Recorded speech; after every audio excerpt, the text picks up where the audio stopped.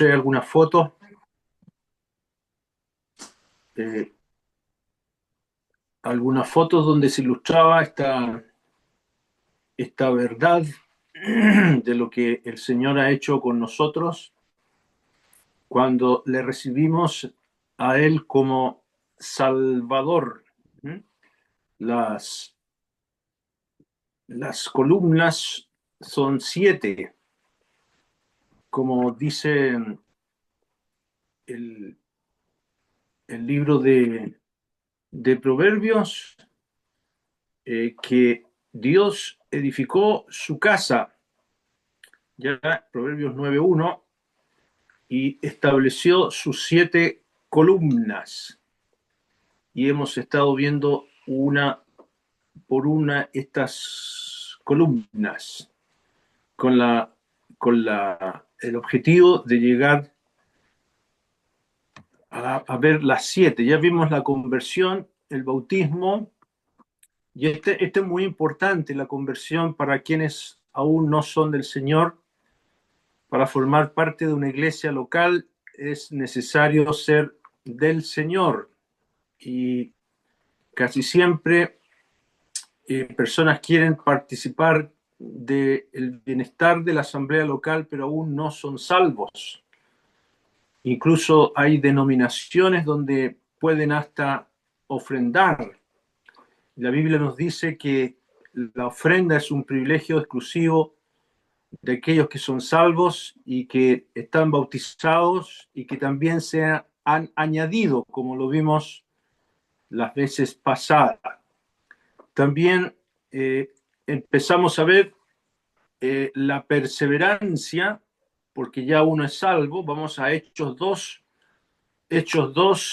el versículo 41. Vamos a leer el texto que encabeza este estudio en el libro de los Hechos, capítulo número 2 y el versículo 41. Dice ahí: así que los que recibieron su palabra, ahí tenemos conversión, fueron bautizados, ahí tenemos la segunda columna, el bautismo, y se añadieron aquel día como 3.000 personas, ahí tenemos la tercera columna, el participar y ser parte de la asamblea local, añadirse, y perseveraban. Y aquí comienzan este verbo perseveran, ya insistente, en la doctrina de los apóstoles, en la comunión unos con otros, en el partimiento del pan y en las oraciones.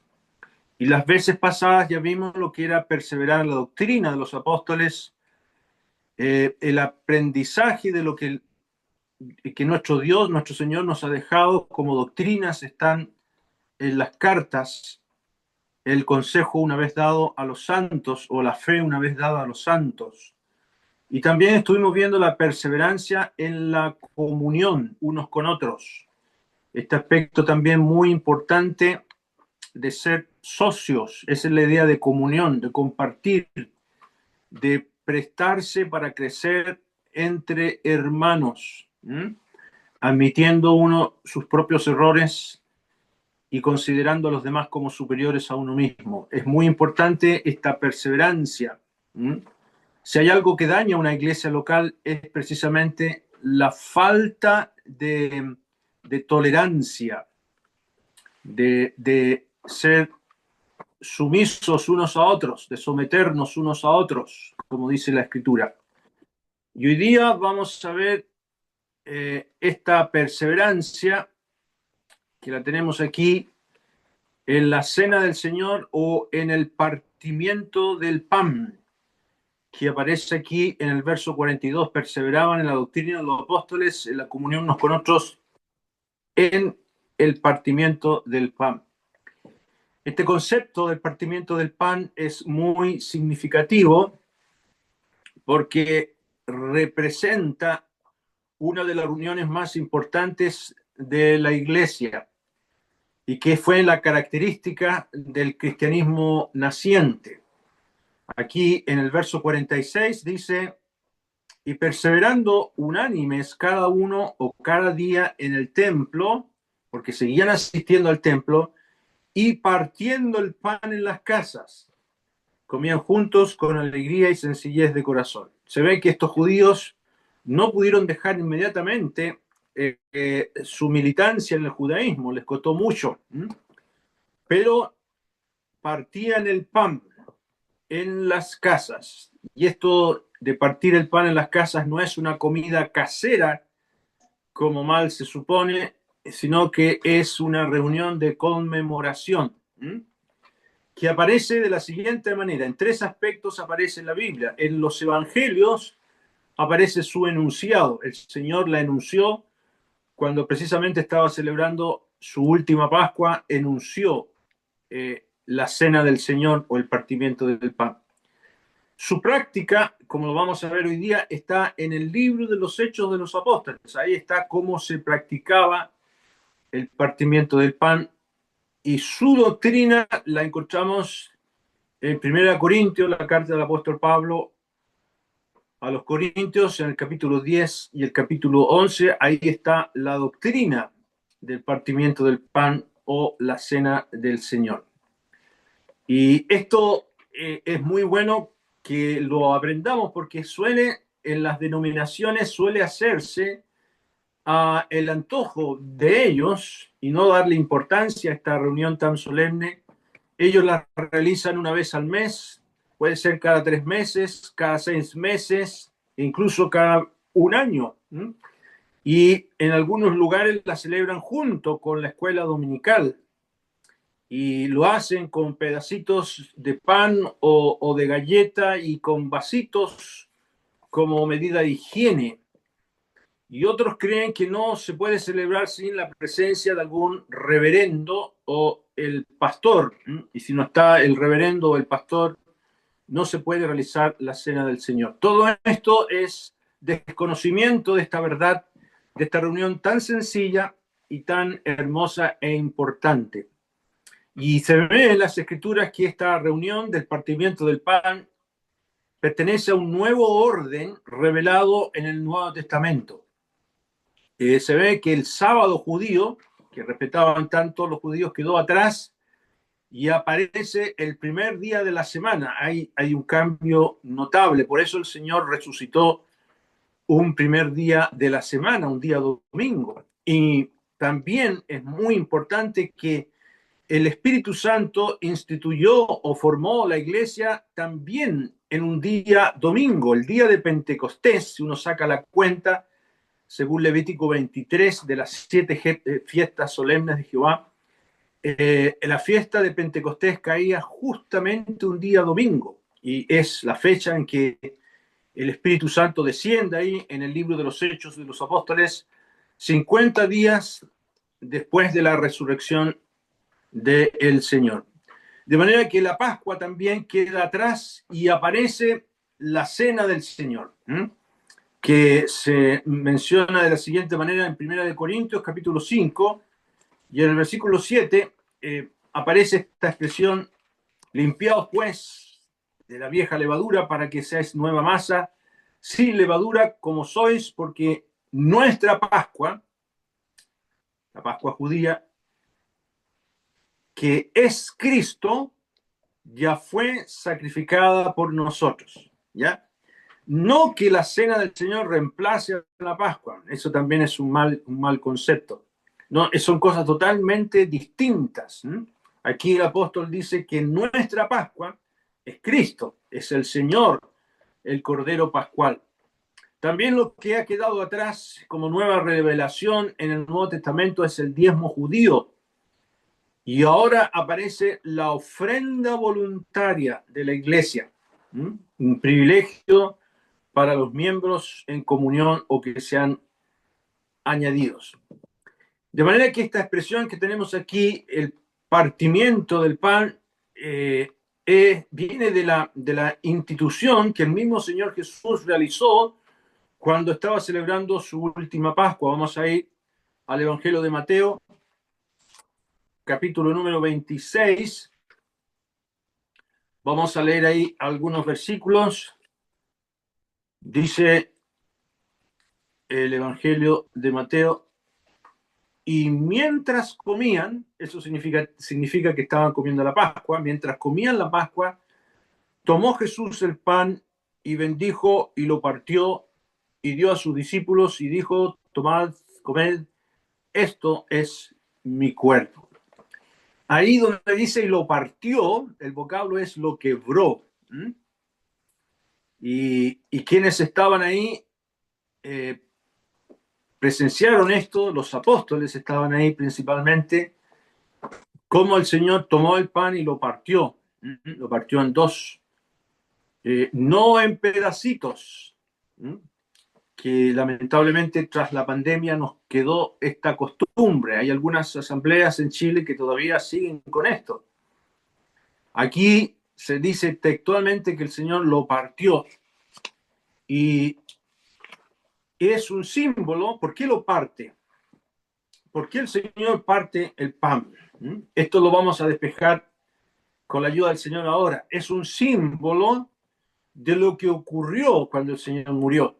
Vamos a leerlo aquí en el capítulo que sigue de Mateo 27, 51. 27, 51 dice Mateo en el verso 51, y aquí el velo del templo.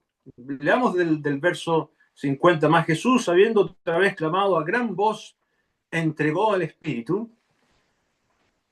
Y el 51 dice aquí, el velo del templo se rasgó en dos, de arriba abajo, y la tierra tembló y las rocas se partieron. ¿Por qué el Señor partió el pan? Yo creo, hermanos, es mi sugerencia, que al partir el pan, el Señor estaba adelantándose a lo que iba a pasar con el judaísmo, a lo que iba a pasar con ese velo tan grueso que se necesitaban al menos 5 yuntas de bueyes para romperlo. Era un velo enorme, largo, alto, hermoso.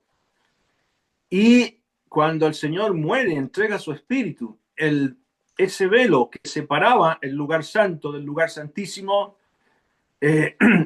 se rompió, se rasgó en dos, de arriba abajo, y la tierra tiembla y las rocas se parten, al igual que ese velo, representando un cambio considerable. Ya no se necesita más el judaísmo.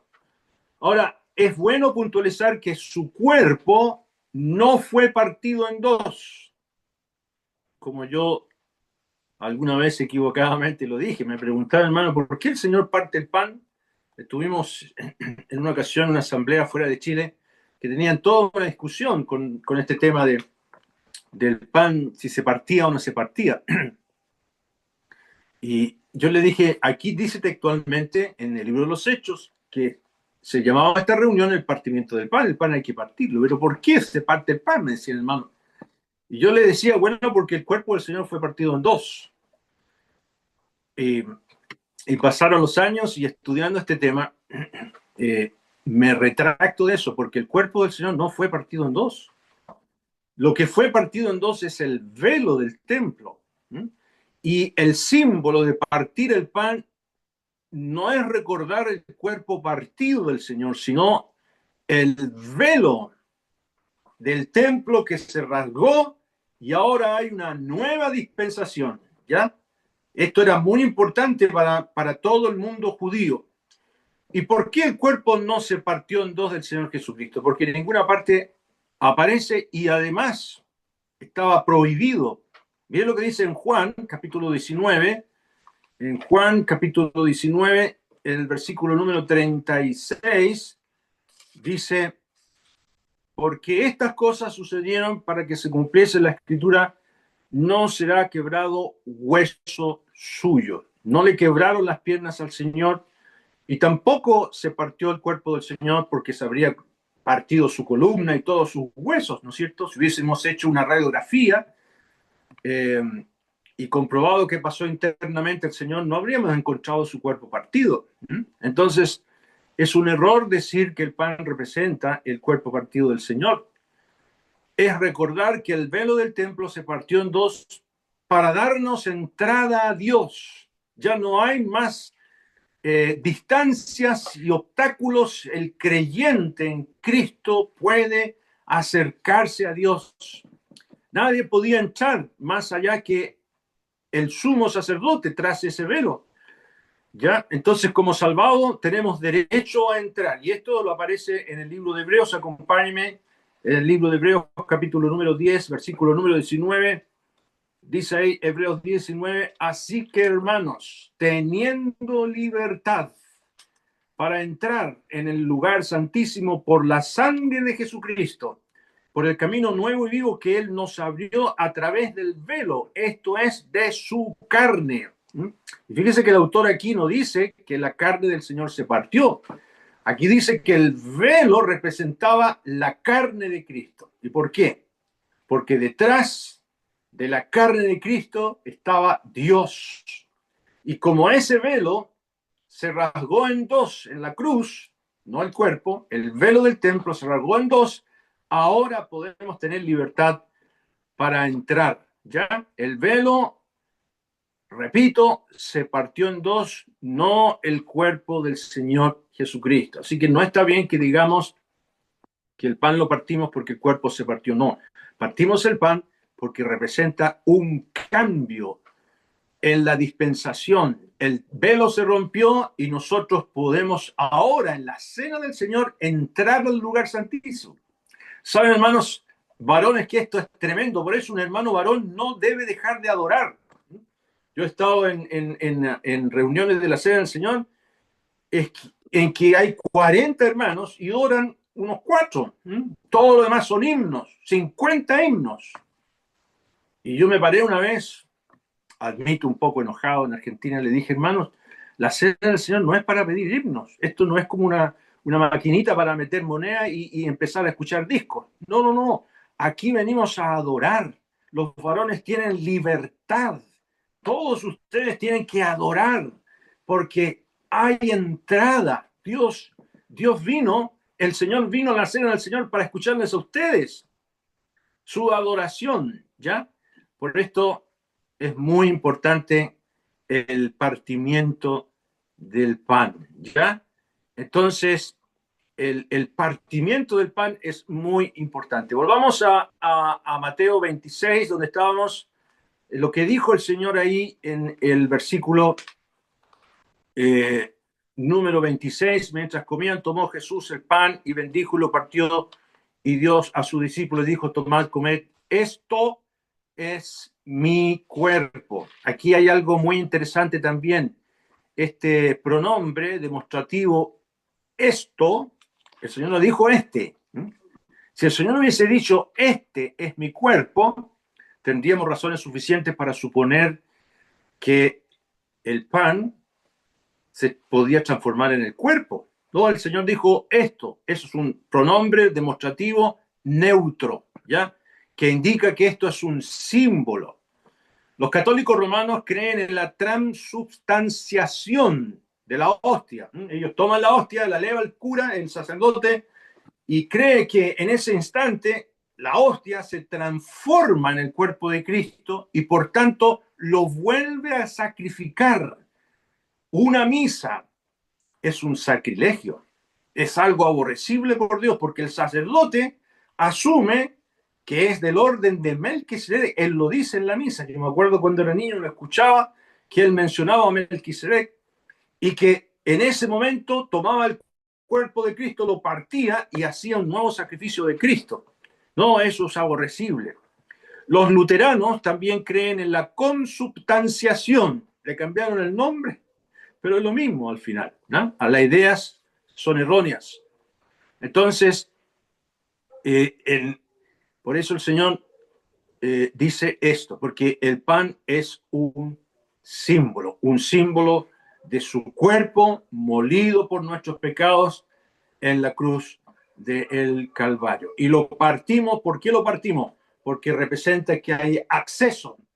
Ahora podemos entrar a adorar al Señor. Ahora tengo una pregunta, yo mis apuntes, que la estudié mediante cuando estábamos en la pandemia. ¿Podemos celebrar la cena del Señor virtualmente? ¿Podemos partir el pan virtualmente? Unos hermanos de Bolivia que me contactaba con ellos tenían esa tremenda discusión. Incluso un misionero en Perú un misionero muy destacado que visita Chile, me escribió y me dijo, hermano, ¿por qué tú dijiste que no podíamos celebrar la Cena del Señor virtualmente? Yo le dije, hermano, porque eso no aparece en la Escritura. No hay antecedentes y no hay antecedentes bíblicos para poder hacer semejante cosa. No se puede. Y tuve una discusión con él por ese tema. Para participar del pan se requiere de la presencia física de la iglesia. Tiene que estar la iglesia presente, todo. El Señor, cuando parte el pan, lo dio a todos los que estaban ahí. Volvamos aquí al verso 26. Mientras comían, tomó Jesús el pan, lo bendijo, lo partió y dio a sus discípulos. El pan hay que entregar un solo pan a los discípulos. ¿Ya? Y vamos ahora a 1 Corintios, capítulo número 10, versículo 17. Dice ahí, 1 Corintios 10, 17. Siendo solo uno el pan. Ahí es razón suficiente para no poder hacerse lo que se quería hacer virtualmente, porque sería un pan en su casa, un pan en mi casa, un pan, habrían como 40 panes. No, es un solo pan. Con ser muchos somos un cuerpo, porque el pan, además de representar el cuerpo del Señor, representa a la iglesia, un cuerpo, pues todos participamos de aquel mismo pan. Y esto ha estado escrito desde siempre. Yo le dije a este hermano misionero inglés en Perú, le dije, querido hermano, yo te respeto mucho a ti, pero esto ha estado escrito desde siempre. Un solo pan, no pedacitos de pan. Y todos participaron de aquel mismo pan. ¿Ya? Aquí donde dice, en el verso 17, participamos de aquel mismo pan. Yo le escribí, el original dice, de aquel único pan. Y lo buscó, él parece, y se quedó callado, no me respondió nunca más, no me ha saludado nunca más. ¿Ya? Entonces esto requiere de la reunión presencial de la iglesia para participar de aquel único pan. Usted en su casa con su propio pan y yo en mi casa con mi propio pan, ya son dos panes, no es un único pan.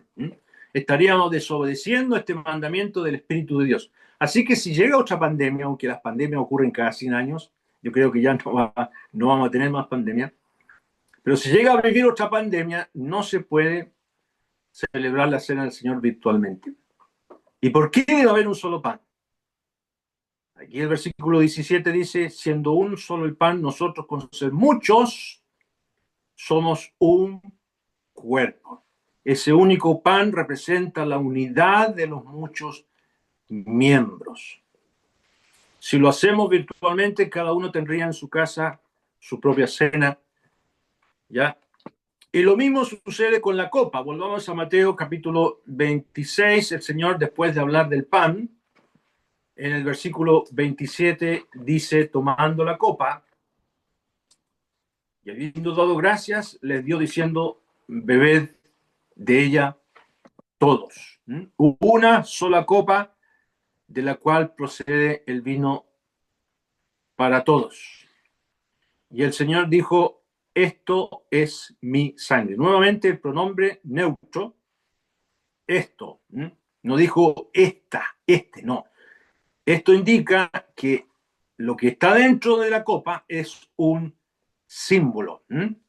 Pero hemos de notar que el símbolo, aquí hay algo interesante, hermanos, y espero que me entiendan. El símbolo en la cena del Señor no es el vino.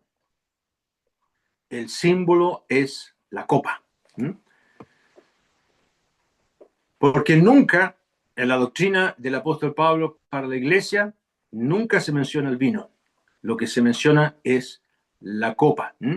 No dice, vamos a 1 Corintios 10, 1 Corintios 10, el versículo número 16, dice la copa, no dice el vino, la copa de bendición que bendecimos no es la comunión de la sangre de Cristo, el pan que partimos no es la comunión del cuerpo de Cristo. ¿Te fijas? No dice el vino de bendición que bendecimos, es la copa de bendición. ¿Y por qué habla de copa? Porque esa copa representa la copa de la ira de Dios que Cristo bebió en la cruz para establecer el nuevo pacto. Los símbolos entonces de la cena del Señor, del partimiento del pan, son un pan y una copa que contiene vino, ¿ya? La copa tiene que contener vino. ¿Y por qué usamos vino si no aparece en ninguna parte? Usted lee el libro, la carta del apóstol Pablo a los Corintios, no aparece el vino por ninguna parte. Por dos razones. Porque el Señor, ahí mismo, donde leímos en el Evangelio de Mateo, capítulo 26, versículo 29, dice, os digo que desde ahora no beberé más de este fruto de la vid hasta aquel día en que lo beba nuevo con vosotros en el reino de mi Padre. El Señor habló del jugo de uva que puede ser fermentado o sin fermentar, pero habló del fruto de la vid. Y se entiende que es vino. Ahí está la primera razón por qué usamos vino.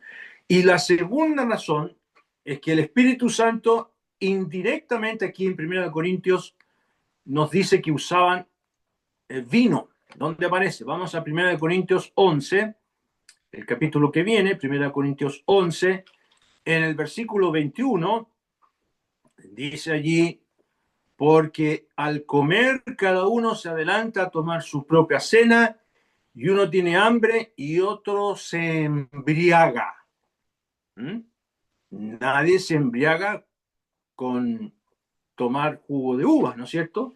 Es rico el jugo de uva. Aquí en Castro venden mucho jugo de manzana.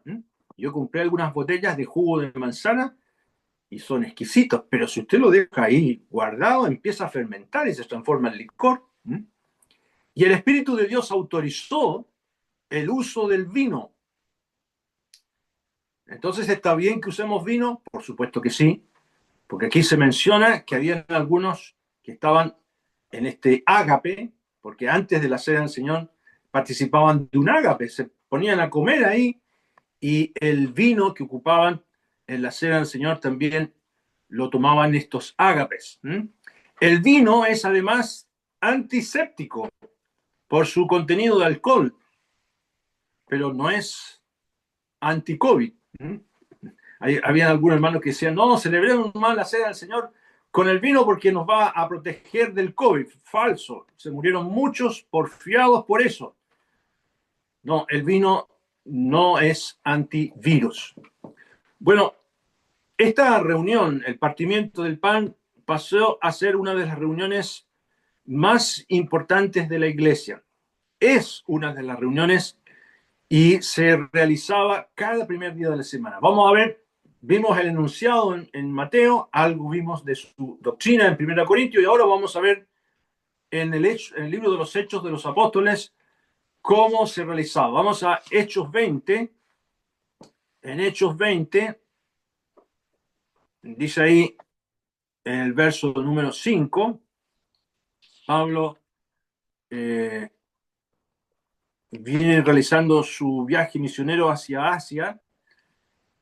Y dice en el verso 5, estos habiéndose adelantado nos esperaron en Troas, y nosotros pasando los días de los panes sin levadura navegamos de Filipos, y en 5 días nos reunimos con ellos en Troas, donde nos quedamos 7 días.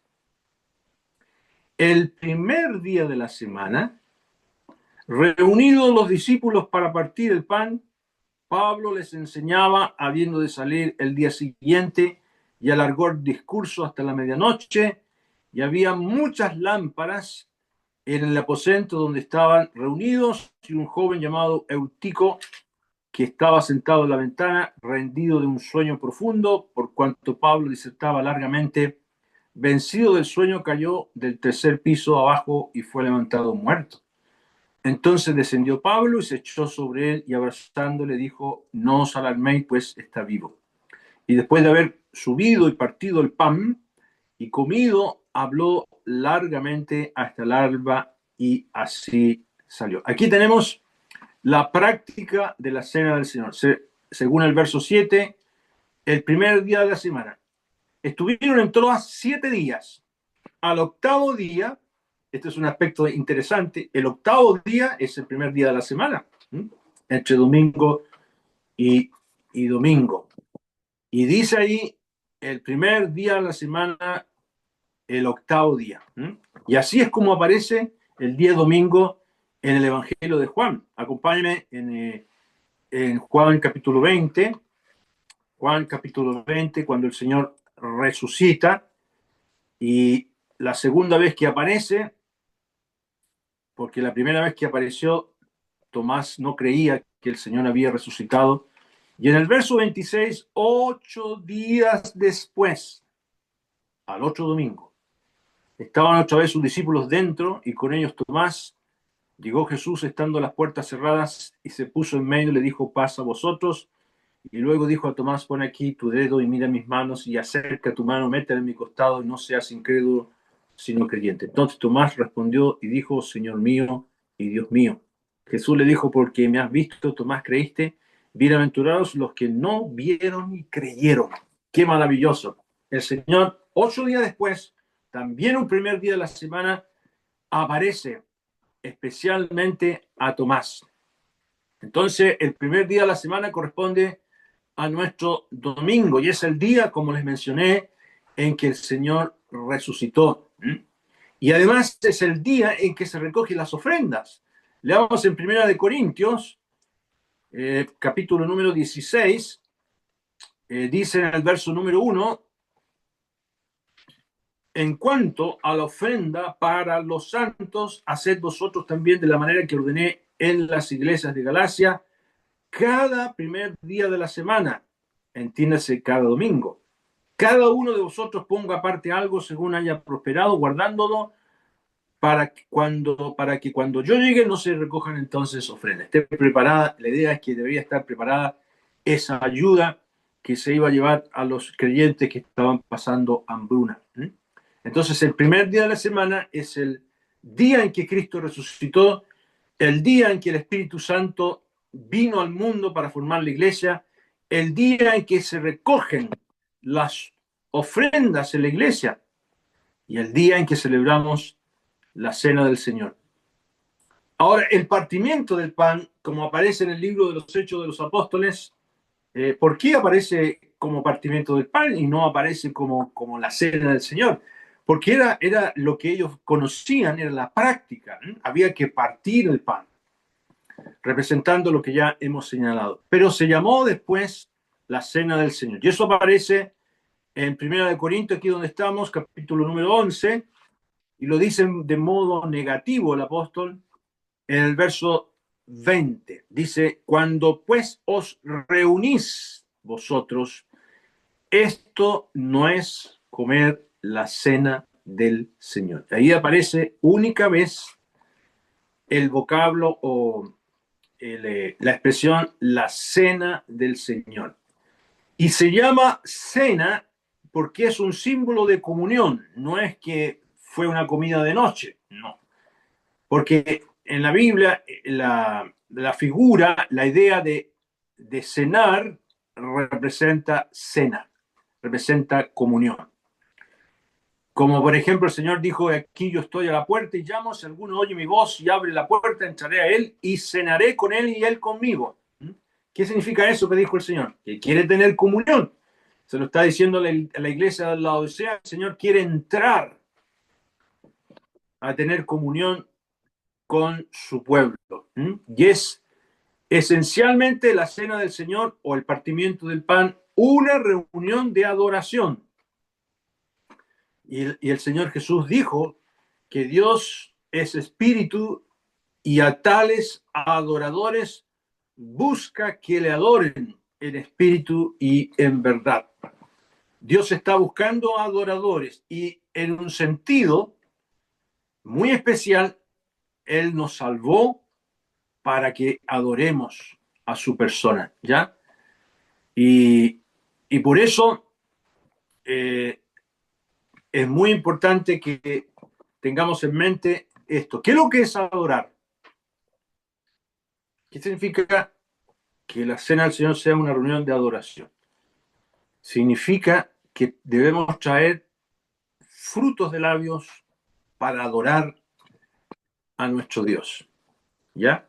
Ya lo vamos a explicar. Ahora debemos saber que la cena del Señor es una reunión exclusivamente para adorar, porque aquí en 1 Corintios 11 vamos a ver lo que dice el apóstol Pablo en el verso 24, 1 Corintios 11, verso 24, dice, y habiendo dado gracias, aquí Pablo está explicando lo que el Señor enseñó, y habiendo dado gracias lo partió y dijo, tomad, comed esto, es mi cuerpo. Nuevamente el pronombre neutro esto, es mi cuerpo, que por vosotros es partido, haced esto en memoria de mí.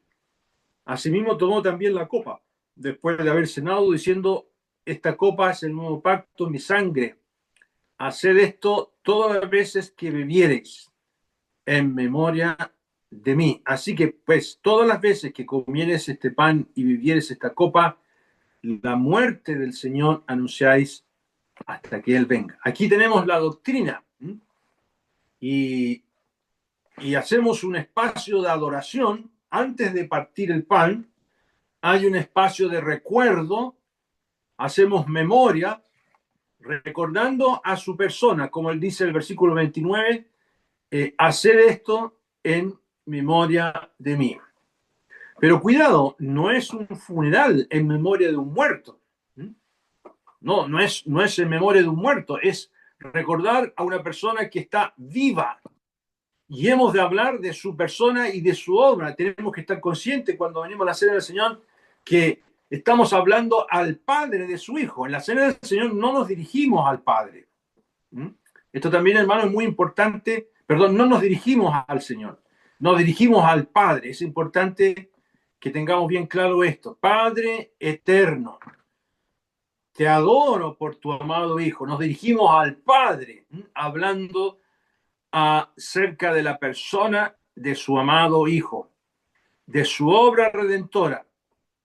Y la adoración debe girar en torno a Él, ¿ya? No es un momento en la cena del Señor para orar por necesidades, ni por la salvación de algún familiar de inconversos. Es para adorar a la persona del Señor Jesucristo mediante la contemplación que hemos tenido de Él en las Escrituras. Además, en el verso 26 dice, así pues, todas las veces que comiereis este pan y bebéis esta copa, la muerte del Señor anunciáis. En la cena del Señor estamos anunciando su muerte.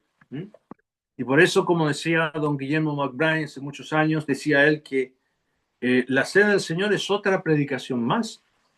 Hay personas que se han convertido en la cena del Señor por el recuerdo de la muerte del Señor Jesucristo, cómo los hermanos lo vivencian de una manera tan especial. Hermanos, recuerdan la cruz y todo lo que sufrió el Señor Jesús, ¿ya? Y por eso no hay que espantarse o ponerse nervioso si llega un inconverso que se sienta atrás y vea cómo celebramos la cena del Señor. Y además, en esta reunión anunciamos su pronto regreso, como dice el verso 26 al final, hasta que Él venga.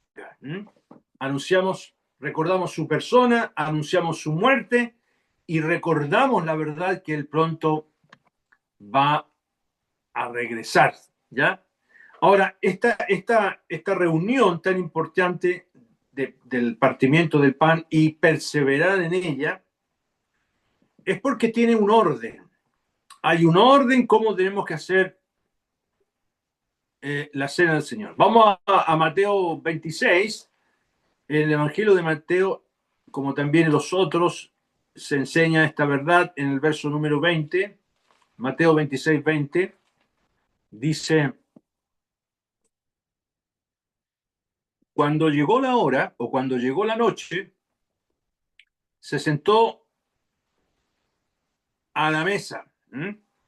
Fíjense qué especial este aspecto de enseñarnos que cuando llegó la hora, ¿ya? Cuando llegó la ocasión, para ellos era de noche, ¿ya? Eh, el Señor se sienta con sus discípulos, ¿ya? Para comenzar esta reunión, ¿ya? Ellos estaban allí, pero llegado la hora establecida, se sentaron a la mesa. Aquí tenemos un aspecto práctico. Qué bueno, hermanos, es llegar un poquito antes. ¿Mm? Hay que llegar antes para escoger los himnos, para meditar, para abrir la Biblia, para tener un momento de meditación y estar allí. ¿Mm? Ese es un aspecto muy importante. Otro aspecto que cuando llegó el Señor a ese lugar ya estaba preparado. No fue ahí que se pusieron, ya chiquillo, anda tú a buscar el cordero y tú tráete las hierbas amargas y tú tráete el vino. No, estaba todo preparado. Leamos en Lucas capítulo 22. En Lucas 22, el versículo número 8, dice: Jesús envió a Pedro y a Juan diciendo: id, preparadnos la Pascua para que la comamos. Ellos dijeron: ¿dónde quieres que la preparemos? Él les dijo: he aquí, al entrar en la ciudad os saldrá al encuentro un hombre que lleva un cántaro de agua, seguidle hasta la casa donde entrare y decid al padre de familia de esa casa: el maestro te dice dónde está el aposento donde he de comer la Pascua con mis discípulos. Entonces él os mostrará un gran aposento alto ya dispuesto, preparado allí. Qué hermoso, hermanos, estos detalles. Y en el verso 14 dice: cuando era la hora, se sentó a la mesa, él y él con los apóstoles. ¿Te fijas? Hay que estar a la hora, hay que estar presente para sentarse a la hora, y ese lugar tiene que estar preparado. Y por eso las asambleas suelen tener un calendario de quienes hacen cargo de traer el pan, de tener el vino, de que el aseo esté listo, de que las sillas estén dispuestas, formando ese círculo. Todos esos detalles están comprendidos en este padre de familia. Qué hermoso que sea un padre de familia que permita el funcionamiento de una iglesia. Aquí en Castro nosotros estamos orando para que se convierta en una familia y podamos celebrar la cena del Señor. Todavía no lo podemos hacer. Estamos orando al Señor. Y ellos, después que se sentaron a la mesa a la hora, en ese lugar ya dispuesto con todo lo necesario, se sientan cerca del Señor. Los símbolos están ahí, se está celebrando la Pascua. En el verso 15 aquí dice: y les dijo: cuánto he deseado comer con vosotros esta Pascua antes que padezca. El Señor está hablando de la Pascua. En el verso 16: porque os digo que no la comeré más hasta que se cumpla en el reino de Dios. Y posiblemente, hermanos, esto no solamente es al milenio, posiblemente tiene que ver con la iglesia, cómo nos congregamos en el nombre del Señor para celebrar la cena. Y en el 17 dice: y habiendo tomado la copa, dio gracias. Y dijo: tomad esto, repartidlo entre vosotros. Y uno dirá: bueno, ¿por qué tomó la copa primero y después el pan? ¿Qué pasó aquí con esta copa? Esta copa es de la Pascua. Habían 5 copas que se usaban en la Pascua. Y aquí está hablando el Señor de una de esas copas que pertenecen a la Pascua. Todo esto aún es alusión a la Pascua, hasta en el versículo número 17. Luego el Señor instituye la cena del Señor en el verso 19: y tomó el pan, dio gracias, y lo partió, y les dio diciendo: esto es mi cuerpo, que por vosotros es dado, haced esto en memoria de mí. De igual manera, después que hubo cenado, tomó la copa, diciendo: esta copa es el nuevo pacto en mi sangre, que por vosotros se derrama. Ahí está entonces el verso 19-20, la institución propiamente tal de la cena del Señor. Y esta manera en que ellos estaban sentados, no necesariamente en un círculo, parece ser que el Señor estaba enfrente y los demás apóstoles recostados sobre sus codos, mirando al Señor en una especie de semicírculo, ¿ya? Que anticipa, como lo hacemos nosotros hoy día, anticipa lo que va a ser nuestra reunión cuando estemos con el Señor, según vemos en Apocalipsis, los capítulos 4 y los capítulos 5, donde los 24 ancianos están alrededor del trono y los 24 ancianos representan a la iglesia. Y todos ellos adoran. De manera que ninguna otra reunión o actividad tiene esta particularidad. Ahora, quiero terminar, hermanos, hablando de qué es lo que es adorar. La primera vez que aparece el vocablo adorar en la Biblia tiene que ver con Abraham. Vamos al libro de Génesis. Cuando Dios prueba a Abraham, en el capítulo 22, en el verso 1, aconteció después estas cosas que probó Dios a Abraham y le dijo a Abraham, y él respondió, heme aquí. Y dijo, toma ahora tu hijo, tu único Isaac, a quien amas, y vete a la tierra de Moriab y ofrécelo allí en holocausto sobre uno de los montes que yo te diré. Y ahí está todo lo que sucede. En el verso 5, dijo Abraham a sus siervos, esperad aquí con el asno, y yo y el muchacho iremos hasta allí y adoraremos y volveremos a vosotros. Aquí está el principio o la regla de la aparición de un vocablo por primera vez en la Biblia. Hay que poner mucha atención cuando aparece por primera vez en la Biblia. ¿Qué significa adorar? Ofrecer a Dios lo que más amamos. ¿Qué es lo que iba a ofrecer Abraham? A su hijo. De manera que cuando adoramos en la cena del Señor, no es traer algo que ahí, cuando me siento, lo encuentro. Es algo que tengo que haber sacrificado de mi tiempo, algo que me ha costado, tengo que meditar. Y las hermanas también, es muy importante la adoración de las hermanas, porque el Espíritu Santo toma la adoración de los varones y de las damas en silencio, y el que está dirigiendo la cena del Señor es el Espíritu Santo. Qué hermoso cuando los himnos son apropiados, cuando las adoraciones son apropiadas. Eso muestra que las hermanas en silencio también lo están haciendo.